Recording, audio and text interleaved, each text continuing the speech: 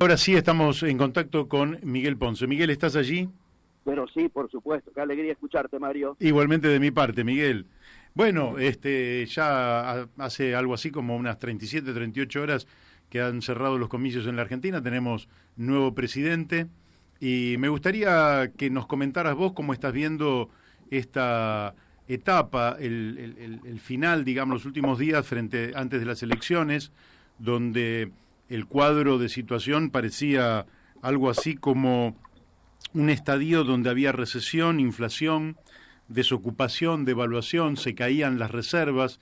El viernes pasado se liquidaron 1.000 y pico de millones de dólares de reservas, quedamos con deuda. En fin, hoy, el lunes nos levantamos con un cepo que pasó de 10.000 a $200. En fin, me gustaría que me des tu visión sobre el marco político y económico en el cual estamos parados hoy en día. ¿Sí? ¿Me escuchaste? ¿O se cortó? Hoy tenemos problemas de comunicación. No, yo escucho bien, ¿eh? Bueno, no, me gustaría que me dieras tu opinión sobre el cuadro político y económico en el cual estamos parados. Sí, por supuesto. Bueno, es obvio de que ha terminado una etapa en términos políticos, que estamos viviendo, diríamos, los últimos estertores de lo que ha sido el gobierno de Cambiemos.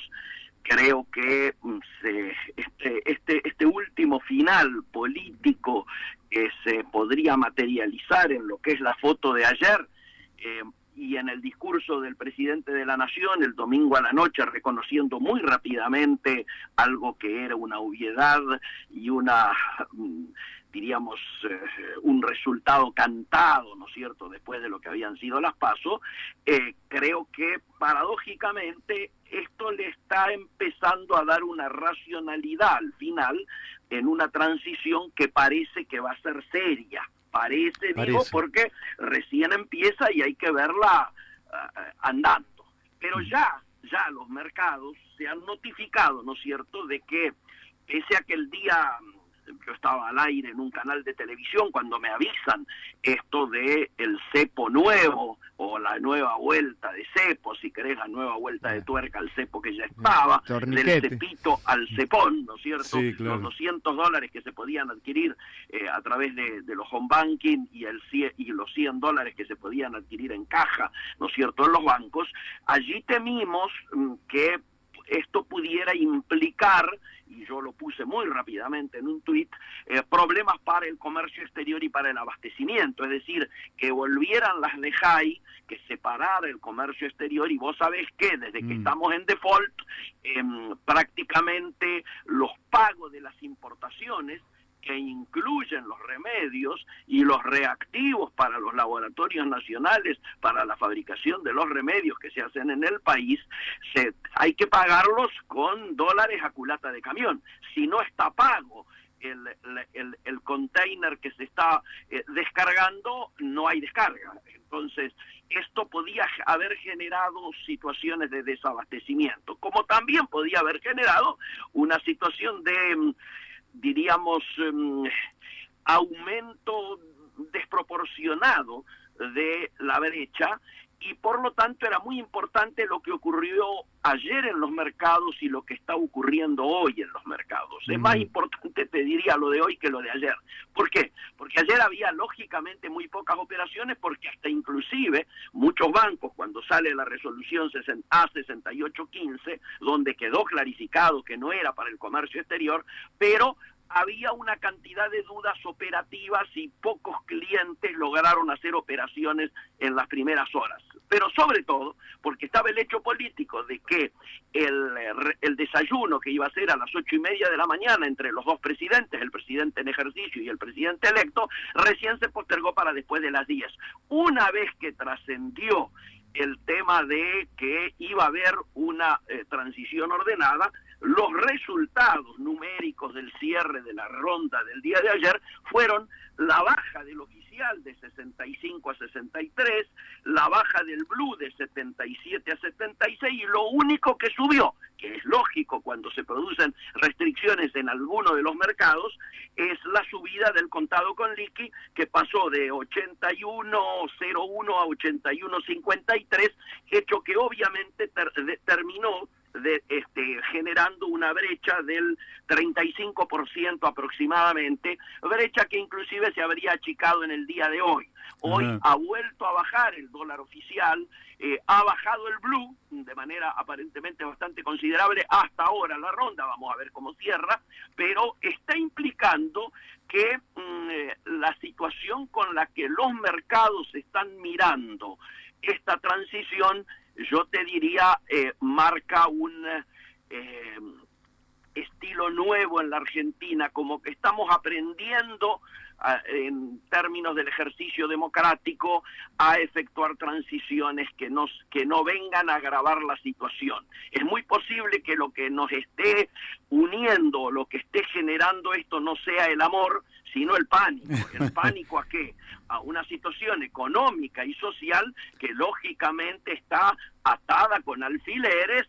Es una situación de gravedad muy importante que no estaría bueno. Yo hacía una apelación el domingo a la noche a través de las redes, desde un canal de televisión, pidiéndole que, ya que se han llenado la boca de decir que quieren cuidar a los argentinos, bueno, que den señales de que se cuida a los argentinos, no generando más tensiones que por supuesto recaen sobre las espaldas del eslabón más débil de nuestra sociedad. Porque mientras nosotros estábamos hablando esto o analizando qué pasaba electoralmente, los formadores de precios se largaron, como lo anunciaron en IDEA, a remarcar y a generar un colchón por las dudas que saliera un control de precios o un congelamiento de precios, ¿no es cierto? Paradójicamente, en el día de hoy, al ocurrir que el gobierno no renueva este programa de precios especiales, las empresas se dan por liberadas,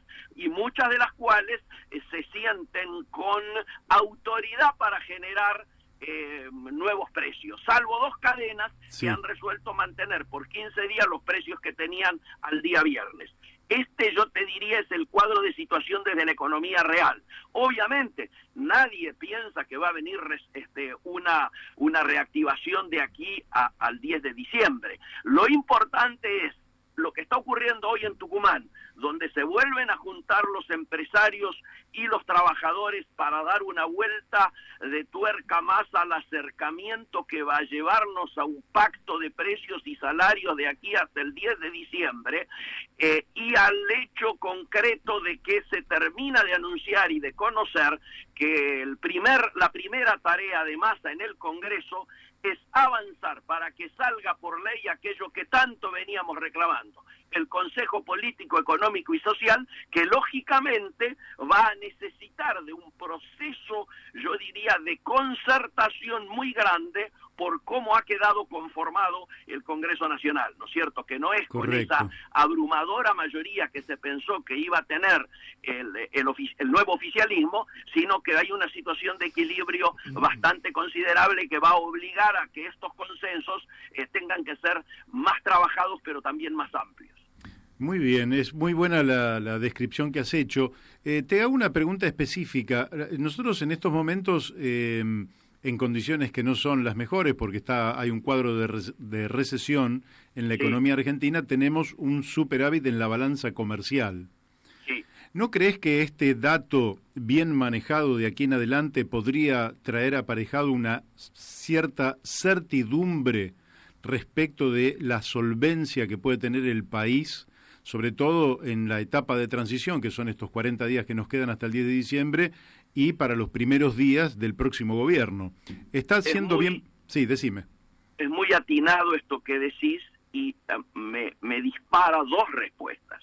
Una primera respuesta es reconociendo que es un superávit, diríamos, comercial no virtuoso, porque está asentado en una gran recesión, ¿no es cierto?, no en el crecimiento espectacular o en una revolución exportadora con alto valor agregado, sino esencialmente en el achicamiento que la recesión ha generado en toda nuestra industria, y por lo tanto hay una menor compra de insumos desde hace tiempo, de bienes de capital, de bienes intermedios, de partes y piezas, bueno, todo lo que ya sabemos que integra grandemente arriba del 80% de nuestro perfil importador. Este es un costado, pero hay que reconocer que en términos objetivos este es la única fuente genuina de ingreso de dólares. Obviamente ese superávit comercial. El segundo es que la preocupación, la mala noticia es el horrible,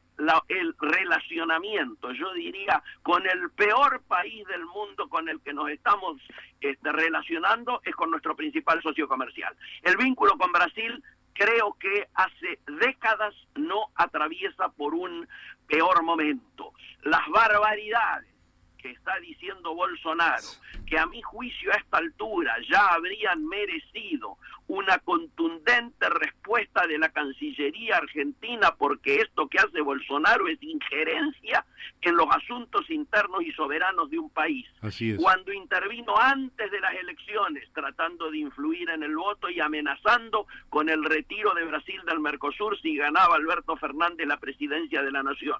Y más ahora, con la ofensa que le ha hecho a todo el pueblo argentino diciendo, como aparece en todos los diarios de hoy, que Argentina votó mal. Bueno, creo que esto en términos diplomáticos hace que ya tendría nuestra Cancillería que haber contestado. Pero volvamos a las efectividades conducentes.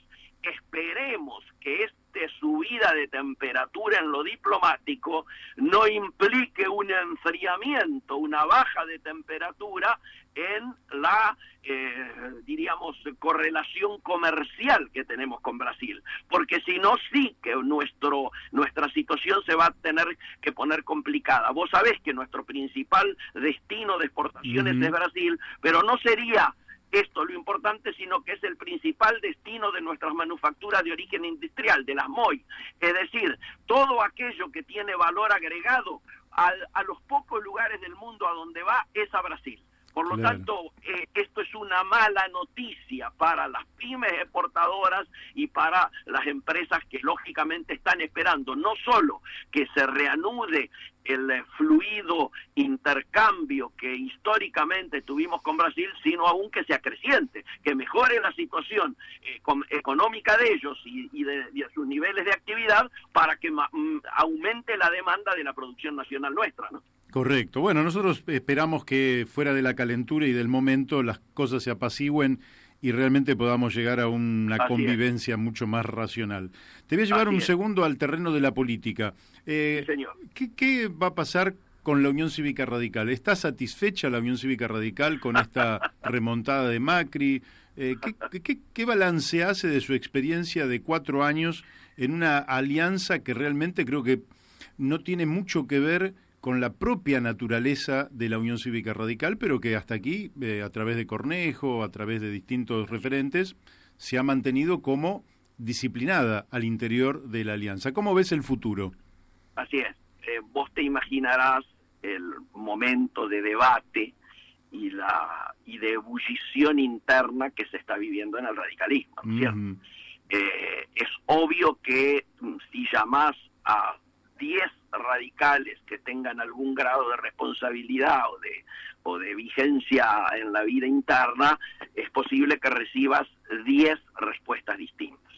Quiero decir, nosotros entendemos que fácticamente Cambiemos ya fue, ¿desde qué perspectiva? No desde la perspectiva de que no se pudo y de la derrota electoral y de lo ocurrido, diríamos, en el último tiempo, fortalecimiento, no fortalecimiento del presidente, etcétera, tema que amerita un párrafo que vamos a llevarlo adelante, sino que me parece que el objetivo de Gualeguaychú que era constituir una alianza electoral para, como decían ellos, evitar que continuara o volviera a ganar el totalitarismo corrupto, bueno, ya no ha sido cumplido.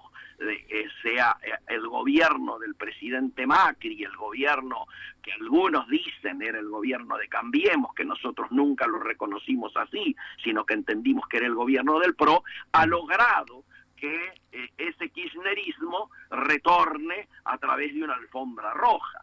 Entonces, sí, haberse juntado con quienes representaban al régimen, es decir, a nuestros opositores históricos, tenía como excusa evitar el retorno del kirchnerismo, bueno, muchachos, comando de la derrota, comando a su casa, como hubiera dicho y como dijo don Hipólito Yrigoyen, ¿no es cierto? Claro. Nosotros estamos ahora en entender que hay que juntarse todos los sectores que veníamos siendo críticos a esta conducción y que éramos muy críticos a la acción de gobierno por el que veíamos que todos los indicadores que del 10 de diciembre del 2015 al presente se han venido agravando, dejando una herencia en términos de pobreza, de destrucción de empleo, de desocupación, de hambre, de donde mires. Toda la situación agravada de la que la conducción del radicalismo ha terminado siendo cómplice, nos parece que a eso hay que ponerle un coto, hay que salir a buscar la autonomía partidaria y la recuperación de la identidad, y en eso estamos poniendo el esfuerzo. Los resultados han sido contundentes, creemos que al margen de las dudas que hay al respecto sobre los números finales, ¿no es cierto?, hecho que va a tener mucho ruido a partir del día de hoy y de mañana, me parece que al margen de eso, el radicalismo tiene que volver a reencontrarse con sus esencias, diríamos, más auténticas, y terminar de seguir tratando de colocar dirigentes que a título personal pueden tener algún beneficio, pero que en términos de pérdida de identidad partidaria le han hecho un daño tremendo a la historia de la Unión Cívica Radical.